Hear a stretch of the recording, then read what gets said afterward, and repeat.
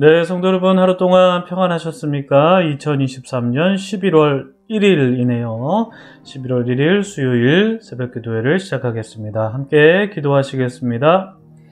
하나님 아버지, 오늘도 우리에게 새로운 날을 그리고 또 새로운 달을 허락해 주셔서 감사합니다. 2023년 11월 첫날을 우리에게 허락해 주셨는데 또 새로운 한 달을 허락해 주신 주님께 감사하는 마음을 갖고 주님께 영광 돌리는 우리 모두가 되게 하여 주시옵소서. 주님 매일 드리는 이 새벽 기도의 시간을 통하여 우리가 주님께 더 가까이 나아가기를 원합니다. 이 시간을 드리는 것이 우리의 거룩한 습관이 되기를 원합니다. 주님 이 시간을 우리가 형식적인 시간으로 보내지 않도록 도와주시고 오늘도 새벽 예배를 드렸다는 것에 의미를 두기보다 새벽 예배를 통하여 주신 말씀이 무엇이고 그 말씀을 내 삶에 어떻게 적용할지를 생각하며 기도하는 그 자세에 더 큰 의미를 두면서 지금 이 시간을 보낼 수 있도록 도와주시옵소서. 주 성령께서 이 시간에 우리와 함께 해주시고 충만하게 역사해 주실 것을 믿으며 우리의 전부가 되시는 예수 그리스도의 이름으로 기도드립니다. 아멘. 오늘 저에게 주신 하나님의 말씀은요, 민수기 28장 1절로 15절까지 말씀입니다. 민수기 28장 1절부터 15절까지 말씀 봉독해 드립니다. 여호와께서 모세에게 말씀하여 이르시되 이스라엘 자손에게 명령하여 그들에게 이르라. 내 헌물, 내 음식인 화제물, 내 향기로운 것은 너희가 그 정한 시기에 삼가내게 바칠지니라. 또 그들에게 이르라. 너희가 여호와께 드릴 화제는 이러하니 1년 되고 흠없는 순양은 매일 2마리씩 상번제로 드리되 어린 양 1마리는 아침에 드리고 어린 양 1마리는 해질 때에 드릴 것이요.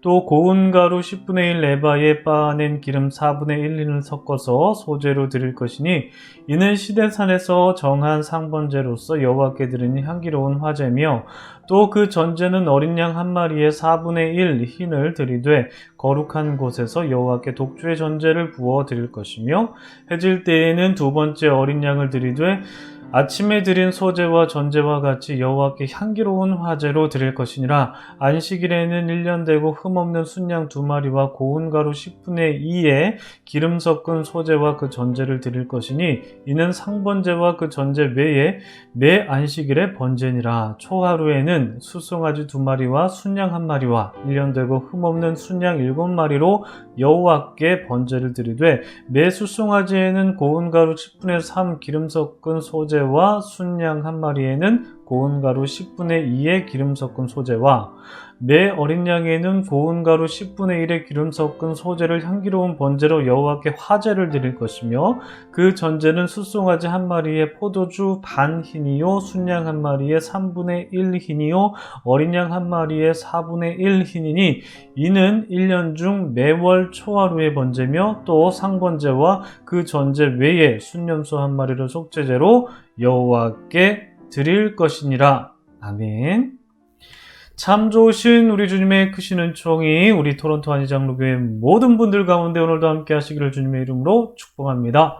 성도님들 좋은 하루 시작하셨습니까? 주님의 은혜로 새로운 달 11월을 감사한 마음으로 행복한 마음으로 시작하시는 모든 분들 다 되시기를 바랍니다. 오늘부터 우리는 잠시 멈췄었던 민수기 말씀을 다시 나눕니다. 28장부터 나누는데요. 오늘 본문은 날마다 아침 저녁으로 하나님께 예배를 드리는 상번제와 안식일을 비롯한 초하루에 드리는 절기를 나누게 됩니다. 이 초하루에 지키는 절기를 개역성경, 이전 버전이죠. 개역성경에서는 월삭이라고 번역했는데요. 새로운 한 달을 시작하는 날에 예배를 드린다고 해서 월삭이라고 번역을 했습니다. 오늘 본문을 쭉 보시면요, 이스라엘 공동체는 예배 공동체였다라고 말할 수 있을 정도로 하나님께 정기적으로 예배를 드렸습니다. 1절부터 8절까지에는 매일 아침 저녁으로 드리는 상번제에 대해서 기록이 되어 있고요. 하나님께 드려야 되는 짐승의 종류와 마리수가 정해져 있는 것 보셨죠? 짐승만 드리는 것이 아니라 그에 따라서 소제와 전제로도 하나님께 드려야 했습니다. 다들 아시다시피 소제는 곡식 제사이고 전제는 포도주나 독주로 드리는 제사이죠. 상번제뿐만 아니라 9절과 10절에는 안식일에 드려야 되는 제물도 나오고 11절부터 15절에는 초하루에 드리는 예물도 기록이 되어 있습니다. 이처럼 이스라엘 백성들은 매일 아침 저녁으로 하나님께 제물을 드리며 예배를 드렸고요. 일주일에 한 번씩 안식일에도 주님께 나아가서 예배를 드렸습니다. 게다가 한 달에 한 번 특별하게 더 많은 제물을 드리면서 하나님께 예배 드렸죠. 일생이 예배로 시작해서 예배로 끝나는 것이었습니다. 이렇게 표현해도 전혀 과언이 아닌 것 같습니다. 한마디로 예배를 일상에서 습관이 되게 하였다라는 것을 우리가 생각해 볼 수 있죠. 예수님께서도 습관에 따라 기도하러 가셨는데 이스라엘 공동체도 습관적으로 하나님께 예배를 드렸습니다. 우리가 흔히 습관적으로 예배드리면 안 된다라는 말을 종종 하곤 하는데요. 이때의 습관이라는 의미는 타성에 젖은 예배라고 볼 수가 있겠지만 규칙적이고 반복적으로 하나님께 예배드리는 습관은 우리 삶에서 반드시 드려야 될 삶의 패턴이라고 할 수가 있겠습니다. 하나님께서는 이스라엘 백성들이 정해진 시기에 정해진 방법에 따라서 하나님께 예배드리게 하셨죠. 하나님께서 각 시기에 맞는 예물을 드리게 하셨고 그 방법을 각기 다 다르게 하셨습니다. 상번제를 드릴 때에는 무엇을 드렸습니까? 3절을 보시면 1년 되고 흠없는 순양을 드려야 됐습니다. 양 한 마리에는 아침에 드리고 또 다른 양 한 마리는 저녁에 드려야 됐습니다. 그뿐만이 아니죠. 아까도 말씀드렸다시피 소제와 전제도 드려야 됐습니다. 소제를 드릴 때에도 정해진 양이 있었죠. 얼마였습니까?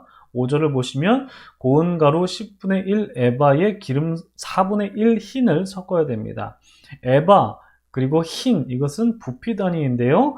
1에바는 22리터입니다. 굉장히 많은 양이죠. 그리고 1흰은 3.67리터입니다. 대략 한 3.5에서 4리터 그 사이가 되는 건데 하나님께 상번제를 드릴 때에는 이렇게 흠없는 양과 정해진 양의 소제와 전제를 드려야 했다라는 것입니다.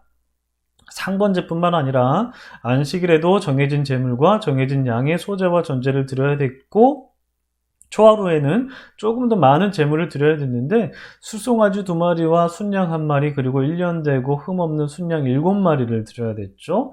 소제와 전제를 드릴 때에는 짐승별로 또 그 부피를 다르게 했습니다. 수송아지일 때는 10분의 3 에바이겠죠.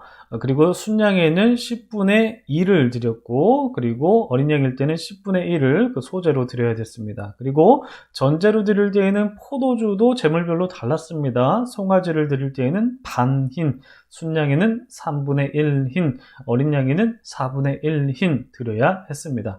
이렇게 제사별로 드려야 되는 제물이 달랐고 제물마다 함께 드려야 되는 소제와 전제의 부피도 다 제각각이었습니다. 하나님께서 모든 예배마다 드려야 되는 제물을 일원화시켜 주시면 하나로 딱 통일시켜 주시면 백성들이 예배드리기 참 간편했을 텐데 하나님께서는 그렇게 하지 않으셨습니다. 예배마다 드려야 되는 제물 그리고 그 수량 다 다르게 하셨죠. 하나님께서 이렇게 예배마다 드리는 제물을 다 다르게 하시니까 백성들 입장에서 볼 때는 특히 제사장들 입장에서 봤을 때는 이거 정신을 바짝 차리지 않을 수 없겠다 싶습니다. 왜냐하면 실수하면 안 되니까요. 정해진 양에 따라서 예배를 드려야 되니까 그렇습니다. 여러분 하나님께서 이렇게 예배마다 드리는 제물을 다르게 함으로써 이스라엘 백성들로 하여금 긴장감을 주게 하셨는데 그렇게 하신 이유가 무엇일까요? 이에 대해서 오늘 본문은 사실 말하고 있지 않습니다. 침묵하고 있습니다만 우리가 하나님의 뜻을 한번 헤아려 볼까요? 한번 묵상해 보면 좋을 것 같습니다. 특히 말라기 시대 때 제사장들이 하나님께 어떻게 제물을 드렸는지 염두에 두면서 오늘 본문을 비추어 보고 그에 따라 우리가 오늘 하나님께 예배드릴 때는 그 예배를 어떻게 드려야 되는가 그리고 예배를 습관화하는 것이 무슨 의미인가를 적용해 보면 좋을 것 같습니다. 먼저 오늘 본문과는 조금 동떨어진 말라기 시대 때 제사장들이 하나님께 예배드릴 때는 어떻게 드렸는가를 좀 참고를 해보면요. 그들이 정해진 대로 예물을 드리지 않았습니다. 나중에 여러분 제가 미리 예고해 드리지만 수요 다수다 시간에 말라기를 또 다룰 예정인데 그때에도 말씀드리겠지만 이때 당시 제사장들은 하나님께 결함이 있는 제물을 드렸습니다. 다리를 저는 짐승 갖다 바치기도 했고요. 병든 짐승 드리기도 했습니다. 그들이 여러분 예배는 드리긴 했어요. 다 제물도 드리긴 했습니다. 그러나 하나님께서 말씀하신 대로 정해진 것을 드리진 않았죠. 임의로 그들 편의대로 예물을 드렸습니다. 사실 드렸다는 표현도 아까워요. 드렸다기보다 그냥 하나님께 갖다 주었다라는 표현이 조금 더 적확한 표현이지 않을까 싶네요. 예배를 아무튼 뭐 드리긴 드렸는데 그 예배를 어떻게 드리느냐에 따라서 그 예배가 하나님께 정말 드림이 되는 예배가 될 수가 있고 아니면 형식적이고 가식적인 예배가 될 수 있다라는 것을 우리가 오늘 본문과 그 말라기 시대 때의 본문을 생각해 보면은 생각해낼 수 있는 내용이죠. 오늘 본문을 통해서 하나님께서 각 예배 때마다 드리는 예물을 다르게 하셨고 그 부피도 제각각 정해놓은 이유가 아마 우리가 생각했던 이 지점에 있지 않았을까 싶습니다. 이스라엘 백성들로 하여금 하나님께 정성스럽게 예배드려야 한다라는 것을 가르치기 위함이지 않았을까 싶어요. 형식적이고 보이기식의 예배가 아니라 철저하게 하나님께서 말씀하신 것을 그대로 이행함으로써 그 예배 자체에 최선을 다하는 것입니다.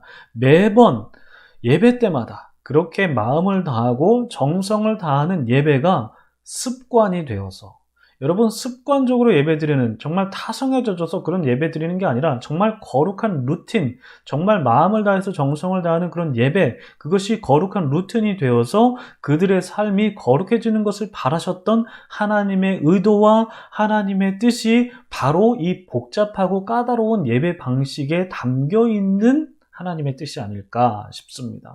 이것저것 다 예배마다 따로따로 해야 되고 저 예배는 이렇게 드려야 되고 이 예배는 이렇게 드려야 되는 그리고 또 제물도 다르고 제물마다 전제 소재 다 그 부피를 다르게 하는 그런 까다로움 속에는 바로 모든 예배마다 정성스럽게 하나님께서 말씀하신 대로 드려야 된다라는 그런 하나님의 의도가 있다라는 것이죠. 여러분 우리가 예배 드릴 때 바로 이런 예배자의 모습을 좀 갖춰야 되지 않을까 싶습니다. 이스라엘 백성들이 매 예배 때마다 하나님께 예배마다 맞는 제물을 드려야 됐던 것처럼 그래서 그들이 예배 때마다 늘 집중해서 세심하게 주의를 기울여야 됐던 것처럼 우리도 매 주일마다 그리고 매일 이 새벽 예배 시간을 통해서 이 예배가 정말 관성이 되지 않고 정말 타성에 젖은 습관이 되지 않고 거룩한 습관이 되기 위해서는 순간순간 집중하면서 예배 순서마다 정성을 다해야 하겠다라는 그런 다짐을 하게 되는 것 같습니다. 여러분 매일 드리는 이 새벽 예배 그리고 매주마다 드리는 주일 예배 그리고 각종 절기 때마다 드리는 예배가 하나님께서 받으시는 예배가 되기 위해서는 예배를 드리는 우리의 태도와 자세를 한번 점검하고 예배의 형식은 똑같을지언정 그 예배를 드리는 우리의 마음은 우리가 오늘 본문을 통해서 묵상하였던 것처럼 정성을 다해야 할 것입니다. 매일 드리는 이 새벽 기도가 정말 관성이 되지 않고 타성에 젖는 예배가 되지 않고 거룩한 습관이 되기를 바라고 매주 드리는 예배를 통하여서도 그냥 교회 마당만 밟고 가는 예배가 아니라 본당에 그냥 1시간 앉았다가 가는 예배가 아니라 마음과 정성을 다한 예배, 기대가 있는 예배, 은혜를 사모하는 자세로 나아오는 우리 모두가 되길 소망합니다. 그렇게 예배를 사모하는 마음이 우리에게 있을 때에 그 예배를 통해서 하나님을 만나게 되는 복된 은혜가 우리 모든 성도들에게 임하게 될 것입니다. 그러한 우리 모두가 되길 바라며 믿으며 오늘 본문을 놓고 예배를 위해서 기도하시고 하루를 시작하시는 모든 분들 되시기를 주님의 이름으로 축복합니다. 기도하겠습니다.